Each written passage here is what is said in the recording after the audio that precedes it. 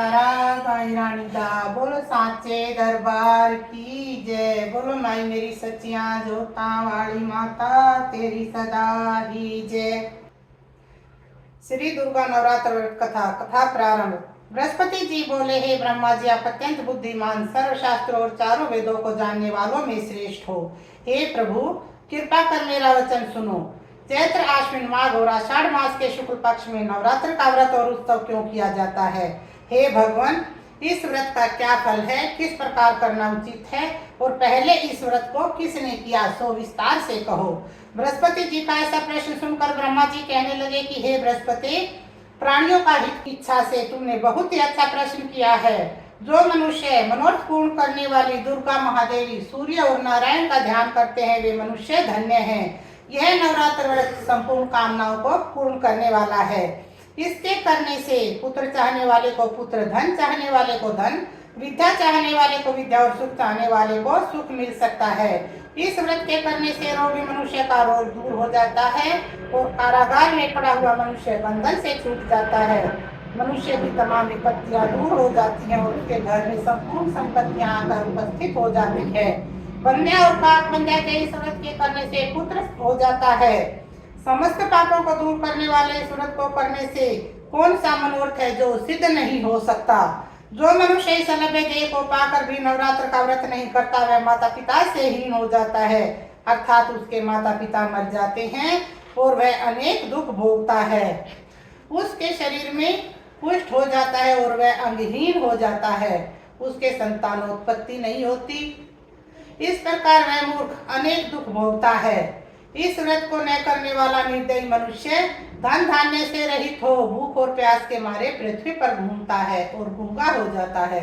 यदि व्रत करने वाला मनुष्य सारे दिन का उपवास न कर सके तो एक समय भोजन करे और उस दिन बांधव सहित नवरात्र व्रत की कथा का श्रवण करे।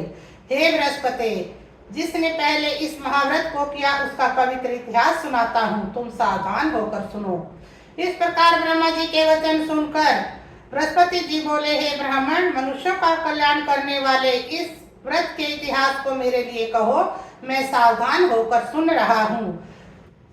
आपके शरण में आए हुए मुझ पर कृपा करो। ब्रह्मा जी बोले, पीठत नाम के मनोहर नगर में एक अनाथ नाम का ब्राह्मण रहता था। वह भगवती दुर्गा का भक्त था। उसके संपूर्ण सद्गुणों से युक्त मानो ब्रह्मा की सबसे पहली रचना हो ऐसी यथार्थ नाम वाली सुमिति नाम की एक अत्यंत सुंदर कन्या पैदा हुई। वह कन्या सुमिति अपने घर के बालकपन में इस प्रकार अपनी सहेलियों के साथ क्रीड़ा करती इस प्रकार बढ़ने लगी जैसे शुक्ल पक्ष के चंद्रमा की कला बढ़ती है। उसका पिता प्रतिदिन दुर्गा की पूजा और होम किया करता था। उस समय वह भी नियम से वहां उपस्थित होती थी। एक दिन वह सुमिति अपनी सखियों के साथ खेल में लग गई और भगवती के पूजन में उपस्थित नहीं हुई। उसके पिता को पुत्री की ऐसी सावधानी देखकर क्रोध आया और पुत्री से कहने लगा कि हे दुष्ट पुत्री, आज प्रभात से तूने भगवती का पूजन नहीं किया, इस कारण मैं किसी कुष्ठी और दरिद्र मनुष्य के साथ तेरा विवाह करूंगा। इस प्रकार कुपित पिता के वचन सुनकर सुमिति को बड़ा दुख हुआ और पिता से कहने लगी कि हे पिताजी, मैं आपकी कन्या हूँ, मैं आपके सब तरह से अधीन हूँ। जैसे आपकी इच्छा हो मेरा विवाह कर सकते हो। होगा वही जो भाग्य में विधाता ने लिखा है, इस पर मेरा पूर्ण विश्वास है।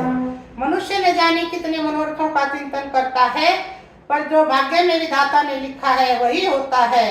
जैसा कर्म मनुष्य करता है फल उसको उसी के अनुसार मिलता है, क्योंकि कर्म करना मनुष्य के अधीन है परंतु फल देव के अधीन है। जैसे अग्नि में पड़े हुए किरणादि उसको और अधिक प्रदीप्त कर देते हैं, उसी तरह अपनी कन्या के ऐसे निर्भयता से कहे हुए कटु वचनों को सुनकर उस ब्राह्मण को अधिक क्रोध आया। तब उसने अपनी कन्या का विवाह एक कुष्ठी के साथ कर दिया और अत्यंत क्रुद्ध होकर कहने लगा कि जाओ जाओ, जल्दी जाओ, अपने कर्म का फल भोगो, देखे केवल भाग्य के भरोसे रहकर क्या करती है। इस प्रकार से कहे हुए पिता के कटु वचनों को सुनकर सुमिति अपने मन में विचार करने लगी कि अहो, मेरा बड़ा दुर्भाग्य है जिससे मुझे ऐसा पति मिला। इस तरह अपने दुख का विचार करती हुई वह सुमिति अपने पति के साथ वन में चली गई और भयानक वन में कुशायुक्त स्थान पर उन्होंने वह रात बड़े कष्ट से व्यतीत की। उस गरीब बालिका की ऐसी दशा देखकर भगवती पूर्व पुण्य के प्रभाव से प्रकट होकर सुमिति से कहने लगी कि हे ब्राह्मणी, मैं तुम पर प्रसन्न हूँ, तुम जो चाहो वरदान मांग सकती हो, मैं प्रसन्न होने पर मनवांछित फल देने वाली हूँ। इस प्रकार भगवती दुर्गा का वचन सुनकर ब्राह्मणी कहने लगी कि आप कौन हैं जो मुझ पर प्रसन्न हुई है? यह सब मेरे लिए कहो और अपनी कृपा दृष्टि से मुझ दीन दासी को कृतार्थ करो। ऐसा ब्राह्मणी का वचन सुनकर देवी कहने लगी कि मैं ही आदि शक्ति हूँ और मैं ही ब्रह्म विद्या और सरस्वती हूँ। मैं प्रसन्न होने पर प्राणियों के दुख दूर कर उनको सुख प्रदान करती हूँ। हे ब्राह्मणी, मैं तुम पर तुम्हारे पूर्व जन्म के पुण्य के प्रभाव से प्रसन्न हूँ। तुम्हारे पूर्व जन्म का वृत्तांत सुनाती हूँ, सुनो। तू पूर्व जन्म में एक निषाद भील की स्त्री थी और अति पतिव्रता थी। एक दिन तेरे पति निषाद ने चोरी की। चोरी करने के कारण तुम दोनों को सिपाहियों ने पकड़ लिया और ले जाकर जेल खाने में कैद कर दिया। उन लोगों ने तेरे और तेरे पति को भोजन भी नहीं दिया। इस प्रकार नवरात्र के दिनों में तुमने न तो कुछ खाया और न ही जल पिया। इस प्रकार 9 दिनों तक नवरात्र का व्रत हो गया। हे ब्राह्मणी, उन दिनों में जो व्रत हुआ उस व्रत के प्रभाव से प्रसन्न होकर मैं तुम्हें मनवांछित वस्तु दे रही हूँ। तुम्हारी जो इच्छा हो सो मांगो। इस प्रकार दुर्गा के कहे वचन सुनकर ब्राह्मणी बोली कि अगर आप मुझ पर प्रसन्न है तो हे दुर्गे, मैं आपको प्रणाम करती हूँ। कृपा करके मेरे पति के कोढ़ को दूर करो। देवी कहने लगी कि उन दिनों में जो तुमने व्रत किया उस व्रत के एक दिन का पुण्य अपने पति के कोढ़ को दूर करने के लिए अर्पण करो। मेरे प्रभाव से तेरा पति कोढ़ से रहित होकर सोने के समान शरीर वाला हो जाएगा। ब्रह्मा जी बोले। इस प्रकार देवी का वचन सुनकर ब्राह्मणी बहुत प्रसन्न हुई और पति को निरोग करने की इच्छा से ठीक है ऐसे बोली। तब तक उसके पति का शरीर भगवती दुर्गा की कृपा से कुछ क्षीण होकर अति कांति युक्त हो गया। जिसकी कांति के सामने चंद्रमा की कांति भी क्षीण हो जाती है। वह ब्राह्मणी पति के मनोहर देह को देखकर और देवी को अति पराक्रम वाली समझकर स्तुति करने लगी कि हे दुर्गे, आप दुर्गति को दूर करने वाली, तीनों जगत का संताप करने वाली, समस्त दुखों को दूर करने वाली, रोगी मनुष्यों को निरोग करने वाली, प्रसन्न होने पर मनवांछित फल देने वाली और दुष्ट मनुष्यों का नाश करने वाली हो। तुम ही सारे जगत की माता और पिता हो। हे अम्बे, मुझ अपराध रहित अबला की मेरे पिता ने कुष्ठ के साथ विवाह कर मुझे घर से निकाल दिया। उसकी निकाली हुई मैं पृथ्वी पर घूमने लगी।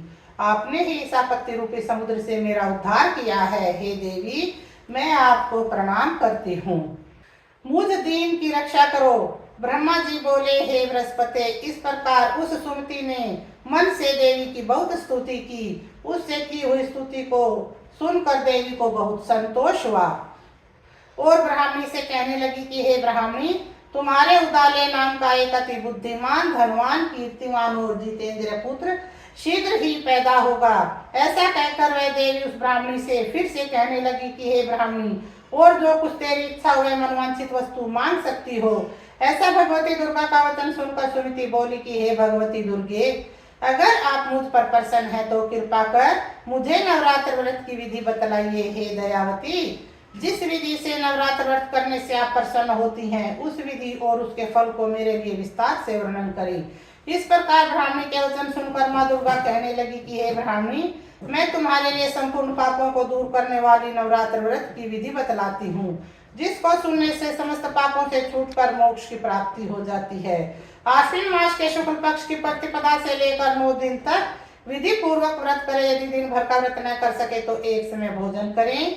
पढ़े लिखे ब्राह्मणों से पूछकर घट की स्थापना करें और वाटिका बनाकर उसको प्रतिदिन जल से सींचें। महाकाली, महालक्ष्मी और महासरस्वती की मूर्तियां बनाकर उसको नित्य विधि सहित पूजा करें और पुष्पों से विधि पूर्वक अर्घ्य दें।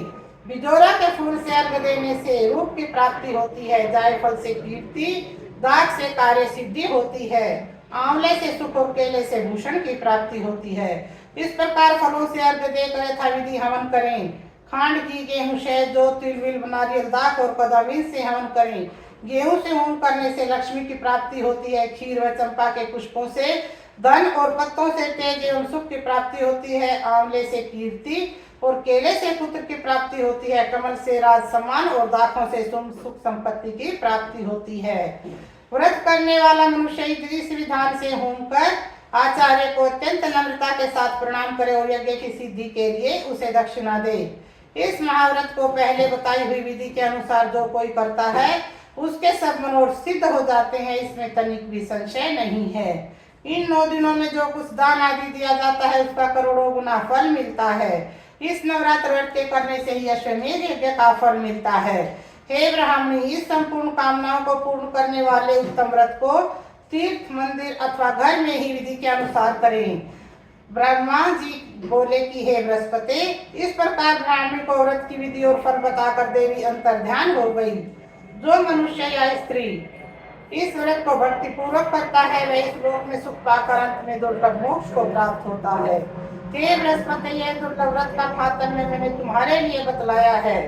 ऐसा ब्रह्मा जी के वचन सुनकर बृहस्पति जी आनंद के कारण रोमांचित हो गए और ब्रह्मा जी से कहने लगे कि हे ब्रह्मा जी, आपने मुझ पर अति कृपा की जो अमृत के समान इस नवरात्र व्रत का महात्म्य सुनाया है। प्रभु, आपके बिना और कौन इस महात्म्य को सुना सकता है। ऐसे बृहस्पति जी के वचन सुनकर ब्रह्मा जी बोले कि हे बृहस्पति, तुमने सब प्राणियों का हित करने वाले इस अलौकिक व्रत को पूछा है, इसलिए तुम धन्य हो। यह भगवती शक्ति संपूर्ण लोकों का पालन करने वाली है। इस महादेवी के प्रभाव को कौन जान सकता है। जय माता की जय। माँ दुर्गे तेरी सदा ही जय। जय माँ दुर्गे तेरी सदा ही जय। जय माँ दुर्गे तेरी सदा ही जय। जय माँ दुर्गे तेरी सदा ही जय। जय माई रानी, जय माई रानी, जय माई रानी, जय महामाई, जय महामाई। बोल जयकारा माई रानी का, बोल सांचे दरबार की जय। बोलो माई मेरी सच्चियां जोता वाली माता तेरी सदा ही जय।